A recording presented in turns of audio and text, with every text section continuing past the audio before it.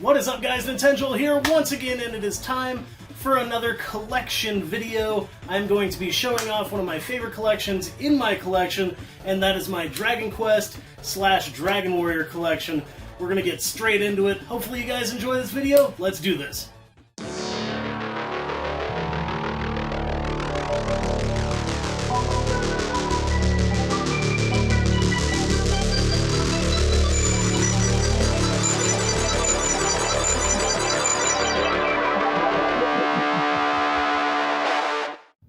Starting things off in the 8-bit realm, and in the realm of Japan, we've got the original Dragon Quest game on Famicom with the much better art than we got in North America, which is a lot more anime and Japanese-ish, and just looks incredible, and really shows what the game actually looks like with the cartoony characters. But Dragon Quest 1, definitely a favorite, definitely a fantastic game, and again, that artwork is just superior. And then we've got Dragon Quest 2 for Famicom. Now, these games I mostly just have for the artwork because I do own them on NES. I will show them here in a minute. So I have not beat these versions of the first four, but man, I really love that coloring and just the overall aesthetic and color scheme of Dragon Quest 2 there.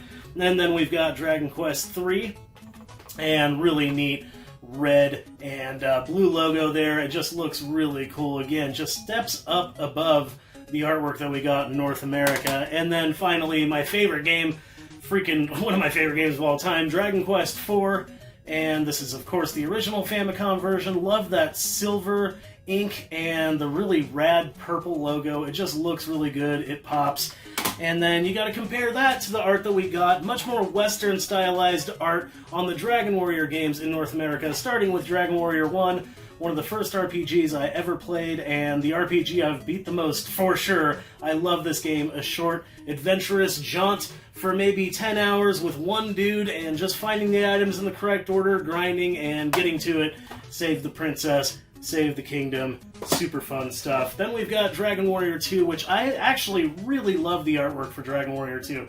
Really good artwork, but again, it's just so different from what they got in Japan, and this is a really fun game. I have not actually beaten this version. I beat Dragon Warrior 2 on Game Boy Color, but fun game. I've played quite a bit of it.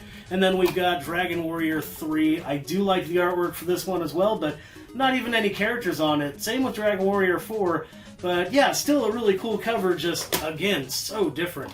Totally different aesthetic, and on this one we just have the hilt of the sword for Dragon Warrior 4. One of the greatest games ever made, one of the best turn-based RPGs ever conceived, with the chapter system, amazing characters, and awesome music, and just upgrades from everything from the 3 before, you know what I mean? And then going along with Dragon Warrior 4, one of my prized possessions, believe it or not, is a guide. I love this guide for its small, compact size. You know, most guides are about that big. I should have grabbed a comparison, but it's small, it's thin, but man, is it concise. It has everything you need. It's got all the lists. It's got full color maps, it's got item lists, and tells you exactly what you need to do and where in the world you are and what you need to do to get to the next part, and it is incredible. One of the greatest guides ever made, and I wish they would have done more guides in this format, in this smaller, more concise guide. I think it's really cool. Again, one of my coolest favorite objects in my entire game collection. What do you guys think of that? Alright, moving on to the Super Famicom, we got several remakes of old 8-bit games and a few original games for the Super Famicom. I've got 5 games here, and technically 6 actually, because this first one, Dragon Quest 1 and 2, is exactly what it sounds like. Dragon Quest 1 and 2 on one cartridge, and yes, it's totally upgraded with 16-bit graphics. Now, admittedly, this is an early one, and the graphics aren't mind-blowing or anything, but it is definitely a step up from the original Dragon Warrior or Dragon Quest 1 and 2. And yeah, you get 2 great games on one cartridge. Really cool. I really like to beat the Super Famicom version of the first game. It's just a lot of fun, and you can do it pretty quick. Moving on, we've got Dragon Quest 3, a really nice, respectable remake on the Super Famicom. Amazing game. I mean, literally one of the best Dragon Quest games, and it's kind of one that always, like, you know, do I talk about this one or do I talk about Dragon Quest 4? Dragon Quest 4 helps the nostalgia for me, but Dragon Quest 3 is a great game as well. And then we got an original game, Dragon Quest V. We did not get this in North America. This is a Japanese game, and there is a translation available for this, and it is a freaking amazing game. Later on, we got this on DS with a complete remake, which is a really, really fun game. But yeah, Dragon Quest V. Get married, choose your wife, and watch your family grow up, and watch your character grow up. It's a really cool game with like kind of a heartwarming story. And Dragon Quest VI. Really fun game. This is the next one that I need to beat. I've beaten the first 5, right? Yeah, first 5, and I've beaten at least 1 or 2 more. This one I started to play and got pretty far. It involves 2 worlds. Your characters are really cool, but it gets kind of convoluted between the 2 worlds, and it's one of those games that might be better with a guide, but a fun game. Nice upgrade in graphics, actually. Dragon Quest VI looks gorgeous. Really fun game. Really nice atmosphere. Just one that I need to play a bit more. And then I do have one repro cart. I haven't been able to score an actual copy of this, but this is Taloon's Great Adventure. Now, Taloon is the merchant from Dragon Warrior / Dragon Quest IV, and this is a rogue dungeon crawler where it's random dungeons, and you get a bunch of items, and then you take them back, and you sell them, and you fight monsters, and you do that forever. And in Japan, he is known as Torneko. Here in the United States, he is Taloon, and he is an absolute great character, one of my favorite characters. And this is a really, really fun side game, especially if you like dungeon crawlers. Hey, if you've made it this far into the video and you're having a good time, the best way you can support this channel is just by finishing the video and watching it all the way through. Hitting that like button, leaving a comment down below, letting me know what your favorite Dragon Quest or Dragon Warrior game is, and be sure to subscribe to see the rest of my content. Hit that bell notification so you know when it's put out. With that being said, back onto the games. Okay, moving on to the PlayStation and PlayStation 1 respectively, we've got Dragon Warrior 7, which is an amazing game, quite the step up from what we got as far as what we in America got, because we went from NES games straight to PlayStation. We didn't get any of the Super Famicom or Super Nintendo games. And so graphically this was a huge step up, even though this is kind of an old game and it's not really hugely graphically impressive. It was really neat to see Dragon Warrior 7 in a 3D world and just see Dragon Warrior in a different realm completely. And this is the last time they used the Dragon Warrior name, as far as I know, unless it was one of the handheld ones that came before it, but I don't think so. I think this is the last time they used the Dragon Warrior name, at least on the mainline series for sure. And then I've also got the guide. Beautiful shape. Amazing guide. It's got all the pertinent info. It's got maps, full color maps, complete guides on items, spell lists, monsters, all that jazz. And honestly, if I'm going to say there's one game that it's useful to use the guide for sure, it's going to be Dragon Warrior 7. It's such a long, involved game, and collecting all the shards to be able to get onto the next area can be daunting, and then you have to explore the next area in the next world, and it's really involved. And so having a guide with that game is honestly one of the things that I recommend most in the world of Dragon Quest and Dragon Warrior. But yeah, definitely a fun game, but it's huge. It's like 150 to 200 hours, so be prepared for that. And then moving on, we've got arguably one of the best games in the Dragon Quest series, Dragon Quest VIII, Journey of the Cursed King. And this is what made me buy a PlayStation 2. I had a friend that was really into Dragon Quest and RPGs, and I went over to his house one day, and this had just come out, and I hadn't gotten a PlayStation 2 yet. As soon as I saw footage, well, not footage, as soon as I saw him playing this, I went out and bought one, and it was my priority to get it and play this game, and it is indeed one of the greatest Dragon Warrior games, or Dragon Quest games out there, arguably the best. My favorite for nostalgia reasons is 4, but I could see the argument for 8, definitely. And I also have the guide for that, which is honestly one of the most gorgeous guides I've ever seen. Again, all the necessary information, full color, absolutely beautiful, full maps, item lists, bestiary, all that jazz, necessary. Okay, moving on to, again, my favorite game ever. Finally got the port it deserved on the DS, and that is Dragon Quest IV, Chapters of the Chosen. This is a remake of Dragon Warrior 4 on the NES, and it is just amazing. It's everything I could have hoped for. This game got screwed out of 2 remakes that it should have gotten screwed out of. I will talk about that in another video. However, this remake on DS was just incredible. It's everything we ever needed as a remake, and it's got extra stuff, and the graphics are amazing, the atmosphere is amazing, and it still feels like the traditional game, just better. And yeah, I mean, it's hard to beat the nostalgia of the actual NES one, but the DS one is just so good. It's so good. And kind of the same thing with Dragon Quest V, Hand of the Heavenly Bride. This is a remake of the one on Super Famicom, Dragon Quest V.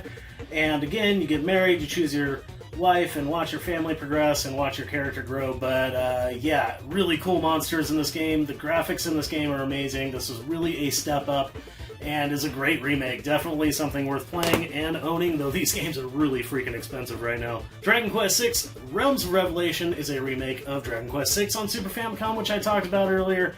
Two different worlds, really cool atmosphere, neat music. The graphics on this one are even more of a step up. This game is absolutely gorgeous and is highly, highly recommended.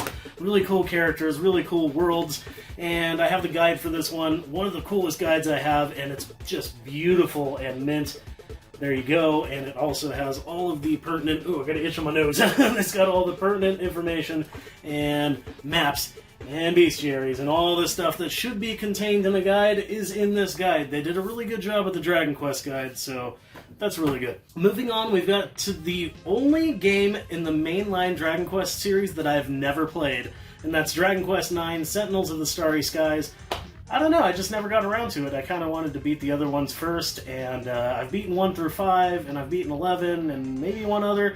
But yeah, this is definitely one that I need to just eventually play, but I do kind of want to play it with 2 players. It looks pretty cool that you can do that, but I feel like I've heard that it's not the whole game isn't with 2 players, maybe it's only during battle. Not really sure, but that sounds pretty cool, and definitely a game I want to try out. Moving on, we've got the wannabe Pokemon games that are better than Pokemon games in my opinion, the Dragon Quest Monsters games. This is Dragon Quest Monsters Joker.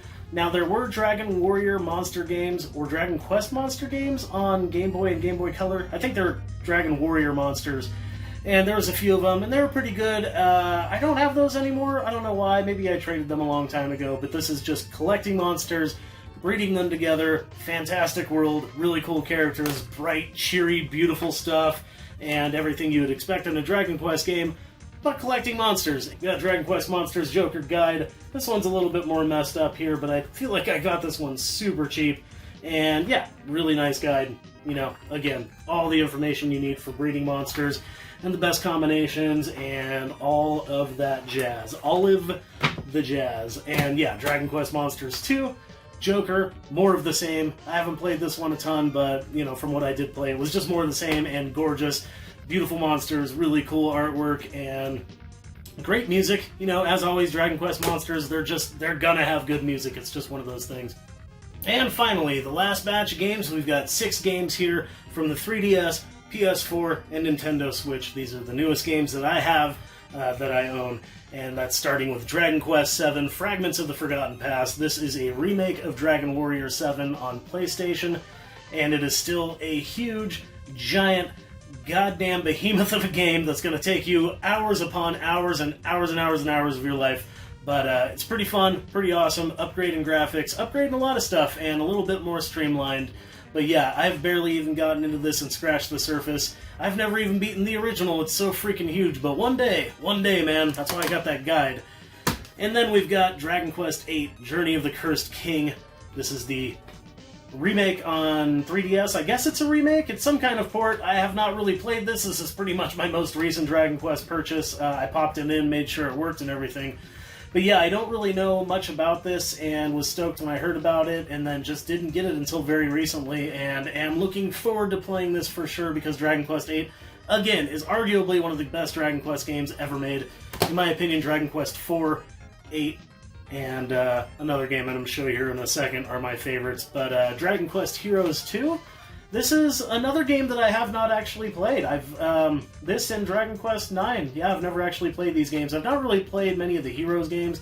I've played a couple, and they're okay, you know, defeating waves of monsters, but it is, you know, the Dragon Quest art style and waves of monsters that look really cool, so I'm gonna have to play it at some point. Games that I have played a ton are the Dragon Quest Builders games. We've got Dragon Quest Builders 1 on Switch, and this is Minecraft with Dragon Quest aesthetics, monsters, and it's an action RPG, but you don't gain experience from actually slaying monsters, you gain experience from putting things together and doing chores for people. Build me a bedroom, now build me a bed for that bedroom, and, you know, build me a campfire, cook me some food, let's go conquer a kingdom. But yeah, Dragon Quest Builders, let's go build a kingdom, but rebuild a kingdom that was once conquered, I should say, is probably the best way to put it. But Dragon Quest Builders, a lot of fun. And then just more of the same, Dragon Quest Builders 2, except for this is just better. More content, more streamlined, really amazing music, and just a great atmosphere. I started building this huge underground labyrinth that was so expansive that I actually got lost in it a few times, and I kind of lost my way through the story from doing that, but I got pretty far in this game, and I really, really enjoyed it. If you like Minecraft, or you like building sandbox-type games, and you like Dragon Quest, this is the game for you. I cannot recommend it enough. And the last game that I have for you guys, Dragon Quest XI, Echoes of an Elusive Age. Definitive Edition, that's really hard to read, tiny print, Dragon Quest XI, the most recent Dragon Quest mainline game, and it is such a gem. It's such a pleasure to play with, you know, old mechanics, turn-based mechanics, and very familiar music, and atmosphere, and menu, and then you've got newer graphics that look gorgeous, and a giant world, and a ton to explore, really great characters. The music is pretty awesome, but it will maybe put you to sleep. But yeah, I mean, overall this game is absolutely great, and this is the last one that I wanted to talk about that's in the top 3. Dragon Warrior or Dragon Quest IV, Dragon Quest VIII, and Dragon Quest XI are definitely the creams of the crop. If you've never really played a Dragon Quest game or a Dragon Warrior game, those are the ones that I recommend. They're all separate stories. You don't have to play any of the others to understand what's going on. But yeah, that is my Dragon Quest collection. Thank you guys very much for watching. You guys rule. Much love, and keep rocking the retro games.